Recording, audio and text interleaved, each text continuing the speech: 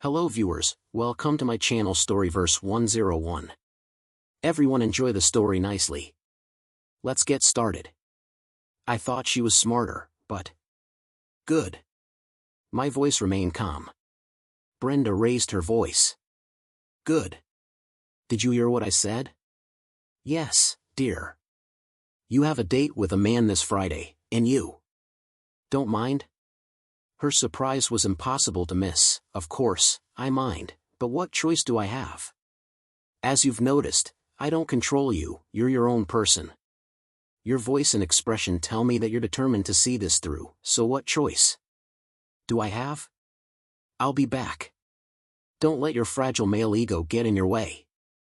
I love you, and I'll make amends, you'll see, so you know it's wrong. Then, and again, I kept my voice steady and calm. What do you mean? I never said anything like that. I've earned this date. Will our parents, yours and mine, agree with you? Brenda lowered her eyes and didn't answer, a clear hint that I let this moment linger in her consciousness. It wasn't visible, but I knew it was still there within her. You know, and I know that they won't understand this. You know you're doing something wrong, you just said it. What? When? Why did you say you would make amends in front of me? If it was lunch with friends, you wouldn't have to make amends in front of me. Or if you were going to get a haircut. You only said it because you know you're doing something wrong.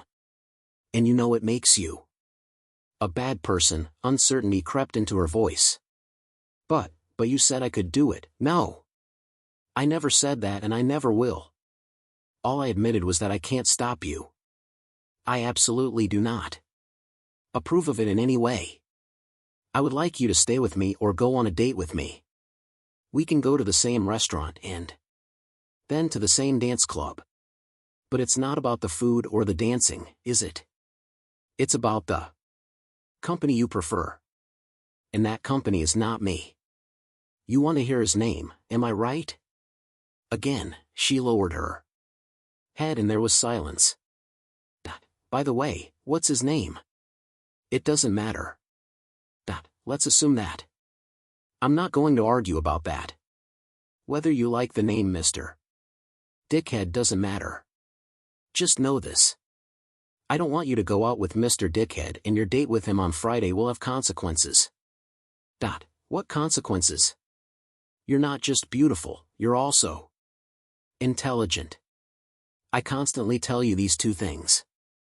Apparently, you think I say it only because I have to. That's not the case. I say it because I mean it.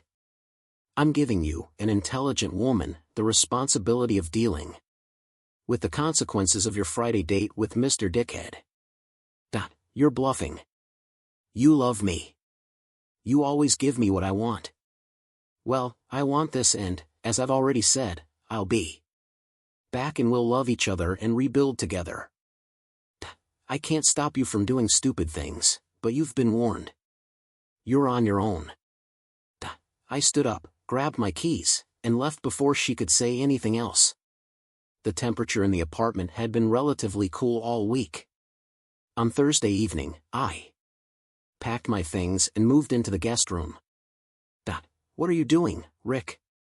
Pausing with a stack of clothes, I looked at her as if she were a 2-year-old. It seems I overestimated your intelligence. What does it look like? Are you moving out? Yes. My wife wants to date other men. Do you think I'm going to sleep in the same room with a cheating wife? Dream on, her voice sounded like that of a 5-year-old taunting. You're such a silly boy, throwing a tantrum. Like your little figure is going to lose shape. Without saying a word, I took the stack of clothes, hung them in the spare closet, and returned for another load. So now you're trying to punish the bigger evil witch with silence, she sneered. You see how pathetic you are. Consequences, was my only response. She won't be able to say she wasn't warned. On Friday morning, I left early and went to a high-end salon where I got myself a professional modern haircut, shaved meticulously with a sharp razor, and even did my nails. In the men's clothing store next door, I bought a casual yet elegant shirt, trousers, and a blazer. I considered getting new shoes but decided that new footwear and dancing didn't go together. So I passed on that. On the way back home, I stopped by a car wash and requested a thorough cleaning. My SUV had no idea what hit it. Back home, I took a breath, and when I heard Brenda had arrived and took her breath as well, I headed downstairs and waited. Half an hour later, she descended in a new dress I had never seen before, a few inches above the knee, revealing a generous cleavage. She stopped on the last step and looked at me, as if expecting a compliment. When I remained silent, she looked at me again with widened eyes. "Damn it. You look fabulous. Where are you going?" "Out." "What did you think?" Mocking her condescending tone, I continued. "What's a weak, clueless husband supposed to do? Just sit at home, playing with his little kitty, waiting for Her Royal Highness to make an appearance." Slowly shaking my head, I opened the garage door and continued with a sharp tone, "And I thought you were smart. How wrong can one person be? Well, I don't want to be late." Charmaine can't stand that. Sitting in my clean SUV, I heard a scream and smiled. Got her. Charmaine and I had an amazing evening at a wine bar, where they served light dinners, and on weekends, a live pianist performed on their small dance floor. We had already discovered at work that conversation flowed easily between us. What's even better, she appreciated my sense of humor. Yes, it's a cliché, but it's true. Nothing warms a guy's heart quite like a woman laughing at his jokes. Dancing together was like having sex with shoes on, but we made it work. We moved in sync, and more than once, our gentle touches brushed our necks, cheeks, and lips. Our bodies exuded magic as we held each other close. Nonetheless, we were both aware that I was still married, and we respected that. So, we spent a long, not too rushed evening sipping wine, allowing our gazes to playfully flirt with each other while we chatted. Brenda, as I mentioned before, was beautiful and passionate. However, the flip side of passion is jealousy. And I was almost certain that the thought of me dancing with Miss D.D. Charmaine would drive her crazy and disrupt the wonderful time she expected to have with her new and eager Mr. Dickhead. When I dropped Charmaine off at her apartment, she did me a favor by applying a drop of her perfume to my shirt collar and smudging her freshly painted lips on the collar, neck, and cheek of my shirt. After a kiss on the cheek, she wished me a good night. "Go and get her, Tiger." We chuckled. I got into my SUV and headed home. That IT was barely 10 when I entered that big chill. "Where the hell have you been?" "Not your business," I replied nonchalantly. "You never said where you were going with your anonymous Mr. Dickhead.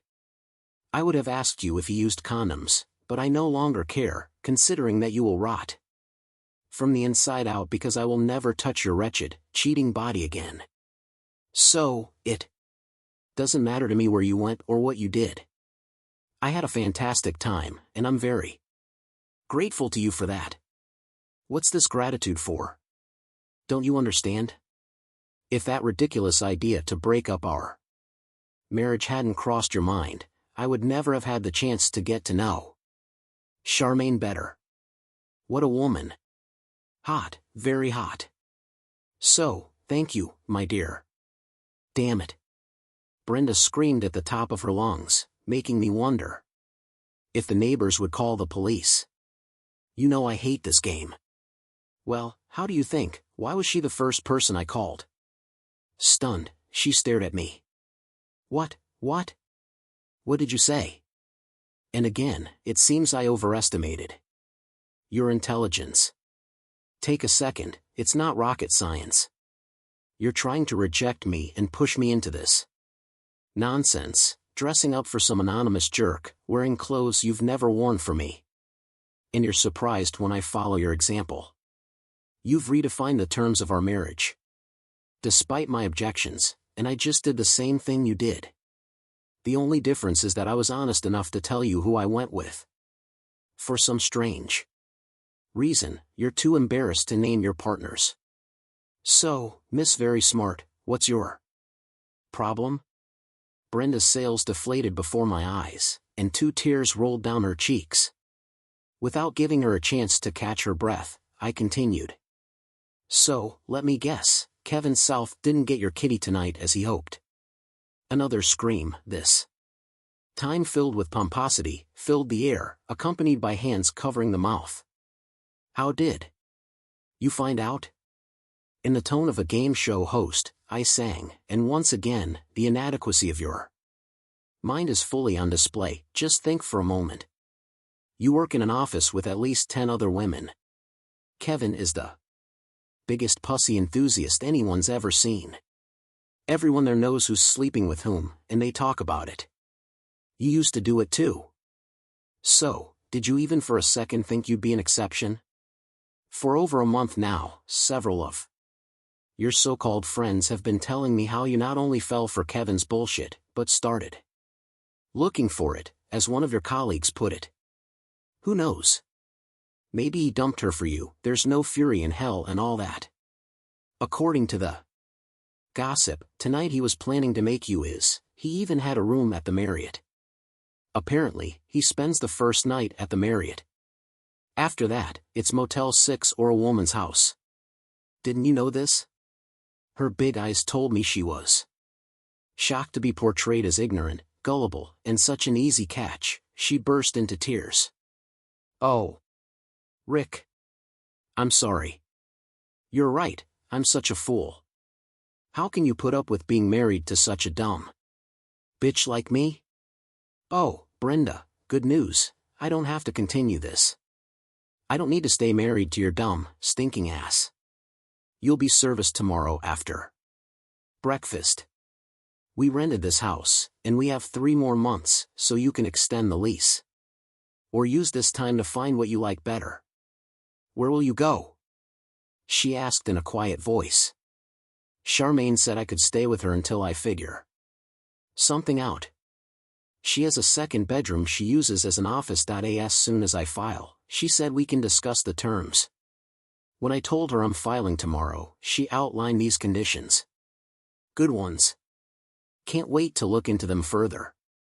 Everything else we have together, we'll just split down the middle. Now you can fuck whoever you want, and you won't have to put up with a weak ass husband's shit. I hope Kevin is worth it. I met some other husbands who had fallen victim to Kevin, also known as Mr. DeChicanos. One evening after dinner, he discovered that his car had been vandalized. Windows smashed, paint scratched, baby poop on all the seats, wheels stolen, and I forgot what else. While he was inspecting the damage, 3 masked assailants, all dressed in black, robbed him without a word and beat him severely. The police were puzzled as to why the robbers, who were after his wallet and fake Rolexes, ground his family heirlooms into dust, but with no witnesses and the parking lot cameras smeared with paint, they had nothing to go on. At that time, for spouses of his victims were playing poker at one of their houses. After he recovered, he moved out of state. No one knows, or cares, where exactly Brenda moved out, found an apartment, but when she realized that I was happily attached to Charmaine, she left the state as well. I never saw her again. That I stayed with Charmaine for a while, but we mutually agreed that a fling doesn't necessarily lead to long-term compatibility, so I moved out and found a townhouse close to work. Growing older, wiser, and fitter, I developed a strong connection with a fellow gym-goer. One thing led to another, as it often does in such moments, and I found happiness with a woman who had real brains in her head and devotion in her heart. As we conclude our journey into the world of human relationships, please remember to subscribe, like, and share our content. Thank you for your support, and we look forward to seeing you in the next story.